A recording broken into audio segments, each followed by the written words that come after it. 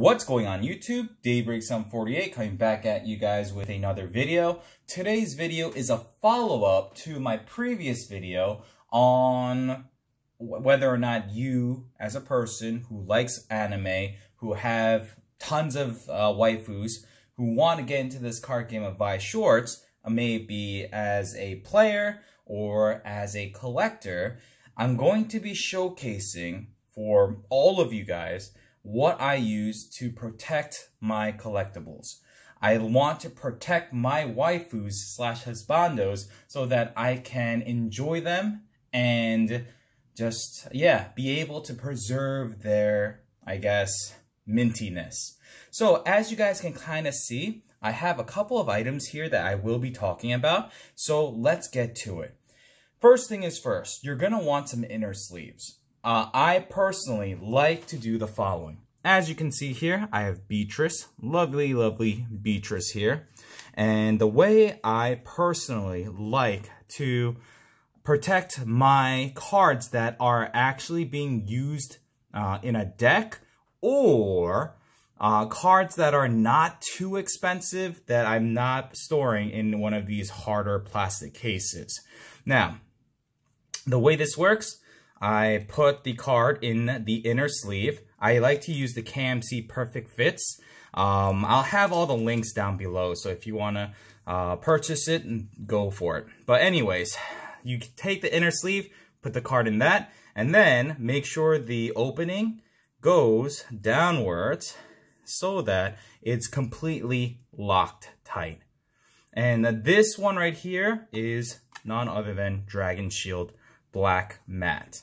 So that's what I like to do when it comes to either deck cards like you see in here, or just special cards like SP cards where they're not too expensive, so I'm not going to be wasting my hard cases for those particular, I guess, cards. All right, up next, let's talk about, so I just took care of these. And oh, real quickly, guys, you want standard size. When it comes to the game of Vi Shorts, standard size is what you're looking for. If you are like Daybreak, I'm cheap, I can't afford Dragon Shield, these will do as well. These are the Up Ultra Pro, probably. Yeah, Ultra Pro, there you go. Pro Mats. And I use these for my decks. Now, I'm sure there are better, I guess, what's it called? Sleeves out there, but Ultra Pro does the job, especially if it's for a deck. It's fine. It gets worn out pretty easily, but again, if you can't afford the Dragon Shields because they are a little bit on the pricey side, then you can go with that. But definitely need some perfect KMC Perfect Fits, and you can go with Ultra Pro or any other brand when it comes to the outer shell. Now, if you're looking at, for example, I'll just move this out of the way real quick. This, you see this cutout? Especially if you guys are into Vi's and you want to play competitively, but you don't want to go into the English side and want to stick to the Japanese, that's fine. You have these cutouts. These cutouts are a pain in the butt, but it's something that you're going to want to do. You need to go to Heart of the Cards translation, and you can download it for any new set that comes out, and then you just have to cut it out. The way this works is, like I told you, the cards are in two sleeves. So the inner sleeve protects the card from this cutout, because if this thing moves up and down, obviously it's going to be on the surface of the actual card. So what you want to do, and I do this all the time, and all my cards have been minty fresh still, is you put the inner sleeve on the card. Then, you know what? Let me just show you. I have all these cards here. So the way I have this set up is as follows. So, as you can see, we have the card right here. It's in its inner sleeve. I put this right in like that. Take your cutout, put it right here, and just scooch it down. And voila. This is going to, the inner sleeve will keep the actual card safe while you have this cutout there, and you don't need to worry about it not knowing the translation. So there you go. Now, since I opened this, I personally like to hold my decks in this Ultimate Guard Stack and Save. Now, something to note about this. This is great if you have multiple decks, as you can clearly see here. This holds 6 decks, double sleeved, perfectly fine, and the actual top is pretty darn strong. As you can see, I'm holding it from the top, and it's staying. However, as time goes, this is a newer one, as time goes, this grip also goes. So just be careful with this, because if you think about it, if you have 6 decks, the weight is going to start adding up. So just be careful and you should be fine. Now, another thing that you have to worry about when it comes to the Ultra Pro Stack and Save is this. When you purchase this through either Amazon or eBay or whoever, it doesn't matter. If you're not actually seeing it in store, then you need to make sure you ask them to mail it to you safely. Because sometimes, especially Amazon, what they'll do is they'll just literally put this in one of those bubble mailers and ship it out to you. And by the time you get it, this top part is completely cracked. So be careful. These are pretty affordable, and actually, you can tell there is a chip right here, but it wasn't too serious, so I was like, whatever. But anyways, yeah, you have to be careful with this, because this is it's not a very expensive plastic that they're using. It will chip and it will break. So just be very careful with that when ordering. But once you get one in your hands and it's safe, then it will do the job. And just to prove how much faith I have in these, I have 1, 2, give me a sec, 3, 4, right here. I have another one right here, 5. Oh my gosh. Just take my word on it, I have 7 altogether. So I love, love, love, love these Ultimate Guard Stack and Save. Price point is not ridiculously expensive, especially because you're getting pretty much 6 slots for 6 different decks, double sleeved. I mean, it is pretty nice, and it works really, really well, as long as it comes to you not damaged. Okay, so we've talked about what I like to do to keep my deck cards safe. The inner sleeve is KMC Perfect Fits. The outer shell is either Ultra Pro, Dragon Shield. It just has to be standard size and you'll be fine. Now, let's talk about, bam, this. If you have any high-end collectible, something that is it's a pretty penny, then you want to make sure you keep them safe. Now, like I showed you that Beatrix card at the start of this video, those cards, some of them, I just didn't have enough of these casing, so that's why it's not in there. They will be in there shortly. I already have the thicker cases pre-ordered, or not pre-ordered, but ordered.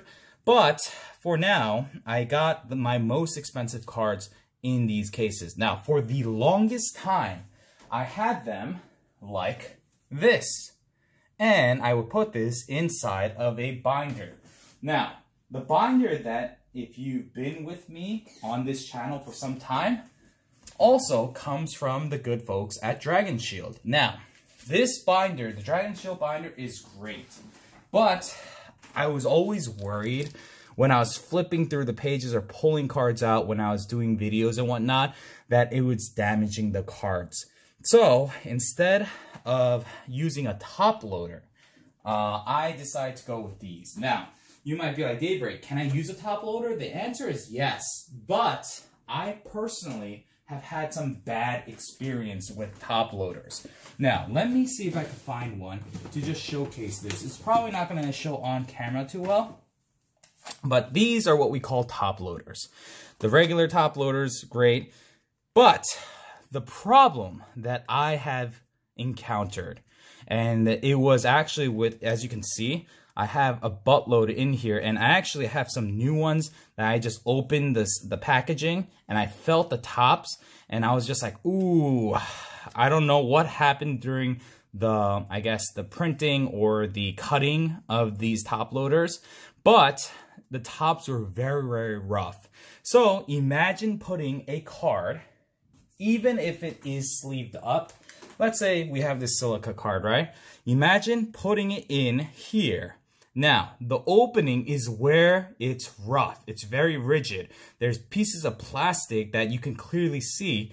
And yeah, you sliding this card in and out, that's gonna damage the card.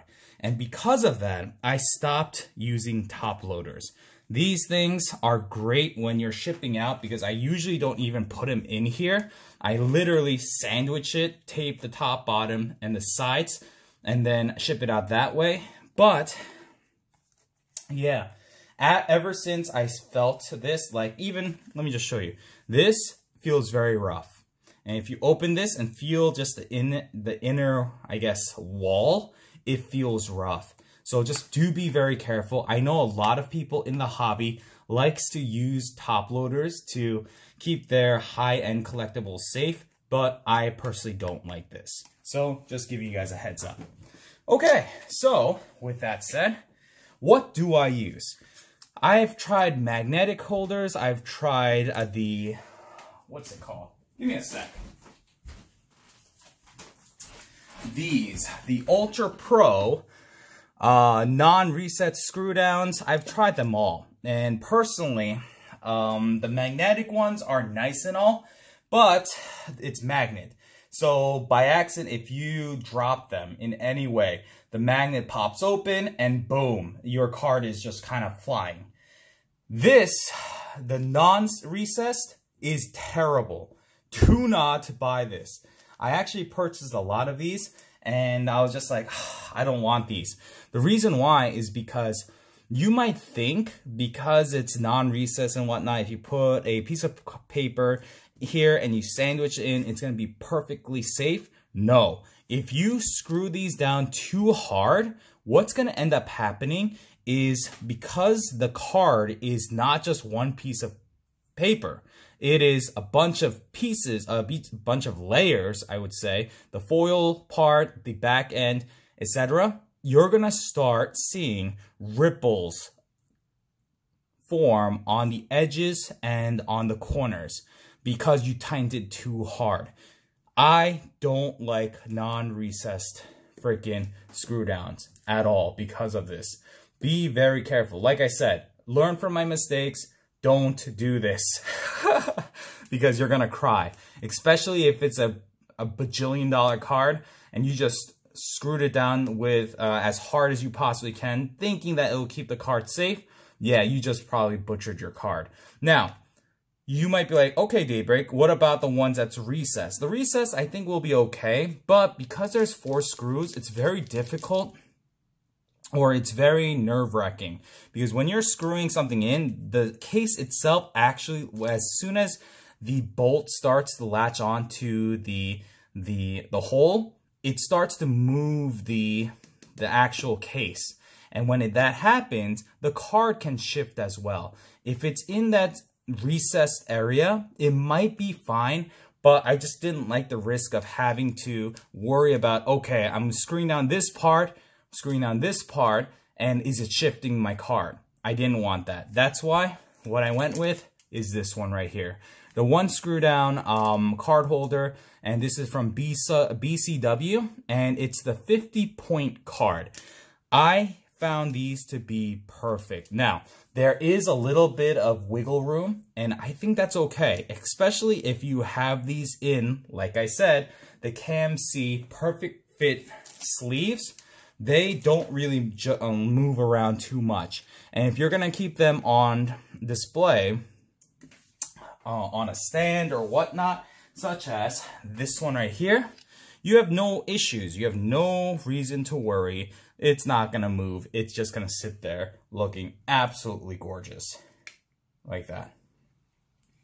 So there you go. All right. So now that I've spoken about that, like I said, one more time, It's a 50-point card. That's just the thickness of the card. 1 card capacity, recessed card area, which is what you want. Protective corner cutout, which means if you take a look here, the corner pieces, as you can see, there's some spacing.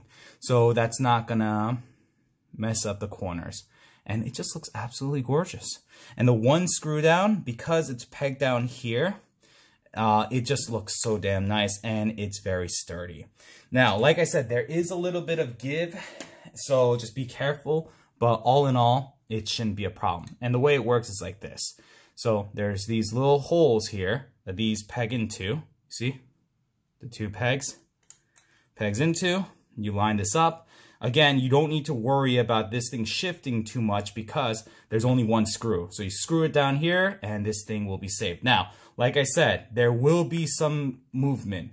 So what I do now with, I guess, all of my high-end cards is I use a team bag. Now, I'm still playing around with this, but I feel like this does the job pretty darn well. This is a team bag. Does it have any specific information? No, it really doesn't. It has a reusable strip, but we don't use it. Why? Because the way this works is as follows. What you're gonna do is, give me a sec. Once you have the card in its screw down, you take this and you literally put it in here. And you're not gonna actually pull this strip off. What I like to do is I just like to close it real tight. So that gives that extra, that wiggle room. It fortifies it so it doesn't move as much. From there, I take a strip of tape and literally tape it straight down, just like that. A little bit. Now, it looks kind of ugly from the back, but who's really looking at the back, right? And there you go. You have a perfectly, I guess, sealed card so that it's well protected. Now, something to note about these BCW, there are some QC issues. For example, you're not seeing that incorrectly. There is something here.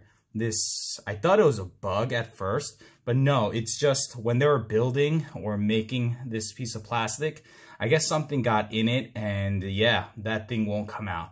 So that drives me kind of crazy. But when it comes to plastic pieces, that's something that you're going to have to risk. I ordered 25 of these, I think it was through Amazon, and 2 of them were defective like that.